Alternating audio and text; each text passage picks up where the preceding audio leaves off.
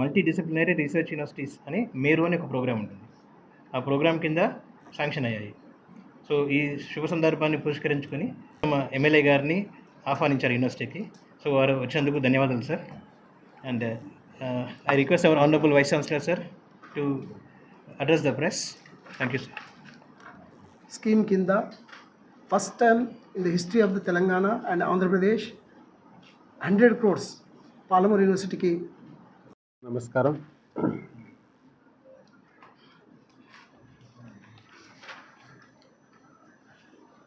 పాలమూరు విశ్వవిద్యాలయంతో నాకు అవినాభావ సంబంధం. నేను గతంలో ఎమ్మెల్యేగా ఉన్నప్పుడు అప్పుడప్పుడే మొగ్గు తొడుక్కుంది ఈ విశ్వవిద్యాలయం. అప్పుడు తెలంగాణ ఉద్యమం ఉవ్వెత్తున నడుస్తుండే. ఎవరు కూడా రావడానికి కూడా ఇష్టం చూపలే ఆ టైంలో. అప్పుడున్న ముఖ్యమంత్రి కిరణ్ కుమార్ రెడ్డి గారిని ఒప్పించి, అప్పుడున్న మంత్రి గారు డికే అరుణ గారిని ఒప్పించి ఈ యూనివర్సిటీ క్యాంపస్లోనే ముఖ్యమంత్రి గారిని ఆహ్వానించి మీటింగ్ పెట్టియడము, అక్కడ ముఖ్యమంత్రి గారితోటి నిధులు మంజూరు చేయించడము. ఆ రోజు ఆ మంజూరు చేయించిన నిధులతోటి మొదటి మెట్టు ఈ పాలమూరు విశ్వవిద్యాలయం ఎక్కింది. నాకు గుర్తుంది, అడ్మినిస్ట్రేటివ్ బిల్డింగ్స్ కోసం, హాస్టల్ బిల్డింగ్ కోసం, కొన్ని మినిమం బేసిక్ ఫెసిలిటీస్ కోసం ఆ రోజు 18.7 crores ఆ రోజు ముఖ్యమంత్రి గారిని తీసుకొచ్చి రిలీజ్ చేసుకున్నాం. అంటే ఒక టీం వర్క్గా. ఆ రోజు అప్పుడు కాంగ్రెస్ ప్రభుత్వం ఉండింది, నేను బీజేపీ ఎమ్మెల్యేగా ఉన్నా. ఇక్కడ మంత్రి గారు కాంగ్రెస్, ముఖ్యమంత్రి గారు కాంగ్రెస్ పార్టీ. సో విశ్వవిద్యాలయాల్లో నిధులు తేవడానికి, పిల్లల భవిష్యత్తు కోసము పార్టీలు మాకు అడ్డంకి కాదు అని చెప్పి ఒక టీం వర్క్గా ఆ రోజు మేమందరము మన పాలమూరు యూనివర్సిటీని డెవలప్ చేసుకోవాలనే ఆలోచనతోటి ఆ 2012-13 ప్రాంతంలో మేము చేయడం జరిగింది. ఆ తర్వాత కొద్దిగా డెవలప్ అయింది యూనివర్సిటీ. ఈ వైస్ ఛాన్సలర్ గారు రాథోడ్ గారు వచ్చిన తర్వాత రూసా నిధుల కోసం వాళ్ళు మొత్తం ఇన్ఫ్రాస్ట్రక్చరు, మ్యాండేటరీ పేపర్స్ అన్నీ కూడా సబ్మిట్ చేయడం. నేను ఎమ్మెల్యే అయిన తర్వాత మాకు వారు ఆ విషయం చెప్పడం జరిగింది. ఇమ్మీడియట్గా మా గౌరవ ముఖ్యమంత్రి గారి దృష్టికి, education principal secretary Burra Venkatesham గారి దృష్టికి కూడా తీసుకొచ్చి దీన్ని త్వరితగతిన ఢిల్లీకి పంపి ప్రాసెస్ చేయించాలి అని చెప్పి కోరుకొని ఇక్కడ వైస్ ఛాన్సలర్ గారి సహకారంతో యూజీసీ ప్రతినిధులను కలవడము, అలాగే భారతీయ జనతా పార్టీ కేంద్రంలో ఉన్న ముఖ్య నాయకులను ఢిల్లీకి వెళ్ళి కలిసి ధర్మేంద్ర ప్రధాన్ గారికి, వారికి కూడా ఇంటిమేషన్ ఇవ్వడం, తర్వాత తెలంగాణకు సంబంధించిన విద్యావేత్తలు, కేంద్ర ప్రభుత్వంలో ఉన్న విద్యావేత్తలను కూడా కలిసి పాలమూరుకు అత్యంత అవసరం, ఇది వెనుకబడిన జిల్లా, రూసా నిధుల్లో మాది మొదటి స్థానంలో పెట్టండి అని చెప్పి రిక్వెస్ట్ చేయడం జరిగింది. ఇప్పుడు కేంద్ర ప్రభుత్వంలో ఉన్న కేంద్ర మంత్రి గారు కూడా దీని మీద కృషి చేసిండ్రు. ఇక్కడ ఉన్న డికే అరుణ గారు కూడా వారి వంతు ప్రయత్నం వారు చేసిండ్రు. అంటే విధి విచిత్రం, ఆ రోజు నేను భారతీయ జనతా పార్టీలో ఉన్న, డికే అరుణ గారు ముఖ్యమంత్రి కాంగ్రెస్ పార్టీలో ఉన్నారు. మళ్ళీ విధిలిఖితమేమో ఈరోజు నేను కాంగ్రెస్ పార్టీలో ఉన్నా, ముఖ్యమంత్రి గారు కాంగ్రెస్ పార్టీలో ఉంటే డికే అరుణ గారు భారతీయ జనతా పార్టీలో, కేంద్ర మంత్రి గారు భారతీయ జనతా పార్టీలో ఉన్నారు. మళ్ళీ అదే టీం వర్క్ తోటి మళ్ళీ మన పాలమూరు పిల్లల కోసం, పాలమూరు విశ్వవిద్యాలయం భవిష్యత్తు కోసం మేమందరం కూడా ఒక టీం వర్క్ చేసి, పార్టీలు మాకు అడ్డంకి కాదు, డెవలప్మెంట్ కోసం ఎవరినైనా కలుస్తాం, ఎక్కడనైనా కలుస్తాం, మాకు భేషజాలు లేవు అని చెప్పి మేమందరం కూడా కృషి చేసి చాలా తక్కువ వ్యవధిలో విశ్వవిద్యాలయ staff, vice chancellors and associates, ఇక్కడ ప్రొఫెసర్స్ ఉన్నారు, మంచి ప్రొఫెసర్స్, వాళ్ళందరి సహకారంతో మ్యాండేటరీ డాక్యుమెంటేషన్ ఉంటుంది, చాలా పెద్ద ఉంటుంది డాక్యుమెంటేషన్. యూజీసీకి సబ్మిట్ చేసే ప్రపోజల్స్లో కొన్ని 100 పేజీలు అప్లోడ్ చేయాల్సి వస్తుంది, టెక్నికల్గా కరెక్ట్ ఉండాల్సి వస్తుంది, మైన్యూట్గా ఎగ్జామిన్ చేయాల్సి వస్తుంది. అవన్నీ కూడా మన యూనివర్సిటీ ప్రొఫెసర్స్ చాలా చక్కగా తయారు చేసి పంపించారు. కాబట్టే ఈరోజు మేమందరం కలిసి ఒక 100 crores సెంట్రల్ గవర్నమెంట్ నుంచి తీసుకురావడం జరిగింది. సో ఇదంతా కూడా టీం వర్క్, దీంట్లో పార్టీలు లేవు, భేషజాలు లేవు. ఇది మాకు సంకల్పం ఉండే, గత 10 సంవత్సరాల్లో విద్యా వైద్యం నిర్లక్ష్యం జరిగిన విషయం వాస్తవం. కానీ ఇప్పుడు విద్య మీద దృష్టి కేటాయిస్తూ ఉన్నాం.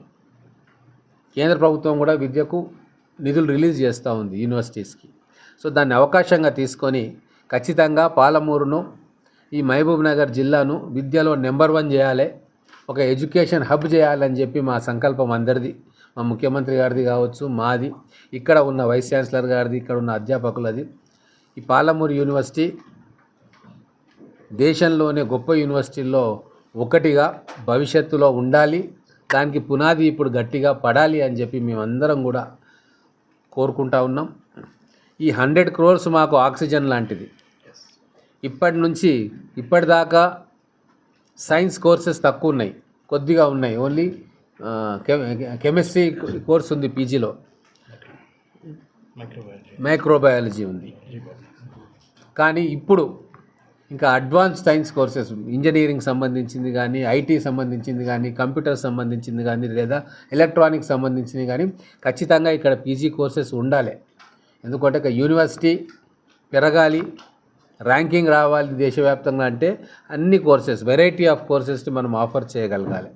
సో ఆ హర్డిల్ని మనం దాటుకుంటూ రాబోయే రోజుల్లో మన పాలమూరు జిల్లాలో పిల్లలకి ఎటువంటి కోర్స్ అయినా సరే మన యూనివర్సిటీలో అవైలబుల్గా ఉండేటట్టు వాళ్ళు హైదరాబాద్ పోవాల్సిన పని లేకుండా ఇక్కడనే వాళ్లకు విద్యాపరంగా అన్ని సౌకర్యాలు ఏర్పాటు చేసే విధంగా మల్టీ డైమెన్షనల్ కోర్సెస్, రేపు రాబోయే రోజుల్లో ఆర్టిఫిషియల్ ఇంటెలిజెన్స్ వస్తుంది, ఎంబెడెడ్ టెక్నాలజీస్ వస్తాయి. రేపు ప్రపంచానికి ధీటుగా మన పిల్లలను తయారు చేసే ఎన్నో కోర్సెస్ ఆవిష్కరణ కాబోతూ ఉన్నాయి. వాటన్నిటికీ కూడా పాలమూరు విశ్వవిద్యాలయం కేంద్రం కావాలా. ఇక్కడ ఇంకా రీసెర్చ్ స్కాలర్స్ రావాలా, ప్రొఫెసర్స్ రావాలా, బిల్డింగ్స్ రావాలా.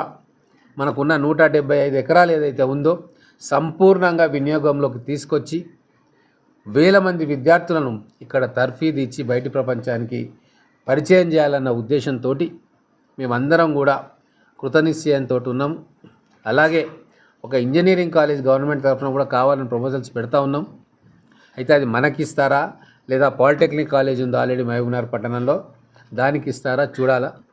ఏదేమైనా ఇదొక మైల్ స్టోన్. మనకు సెంట్రల్ గవర్నమెంట్ నుంచి రూసా నిధుల ద్వారా 100 crores రావడం, అలాగే రాష్ట్ర ప్రభుత్వం కూడా తమ బడ్జెట్లో ఉన్నత విద్య కోసం 500 crores పెట్టింది.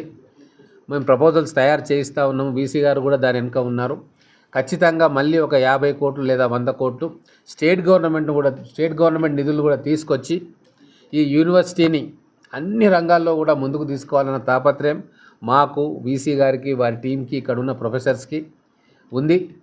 కాబట్టి ఇది ఒక మంచి సుదినం కాబట్టి మీతో షేర్ చేసుకుందామని నేను వచ్చిన.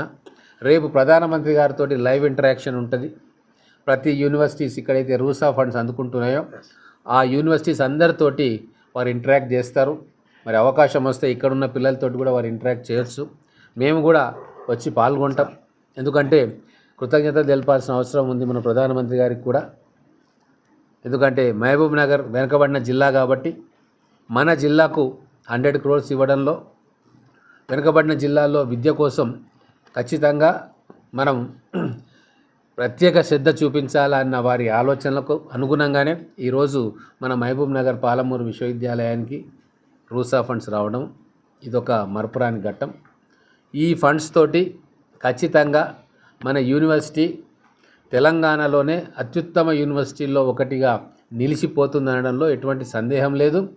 ఈ ఫండ్స్ రావడానికి కారణభూతులైన ప్రతి టీం మెంబర్కి, స్టేట్ గవర్నమెంట్కి, తర్వాత ప్రిన్సిపల్ సెక్రటరీ గారికి, అలాగే యూజీసీ అధికారులకు, ఈ విద్యను ఇంప్రూవ్ చేయాలన్న తపన ఉన్న రాజకీయ నాయకులకు, ఏ పార్టీ వాళ్ళైనా కావచ్చు, కేంద్ర మంత్రివర్యులకు అందరికీ కూడా మా పాలమూరు ప్రజల తరఫున ప్రత్యేకమైన శుభాకాంక్షలు, అభినందనలు తెలుపుతా ఉన్నాం. ధన్యవాదాలు కూడా తెలుపుకుంటాం.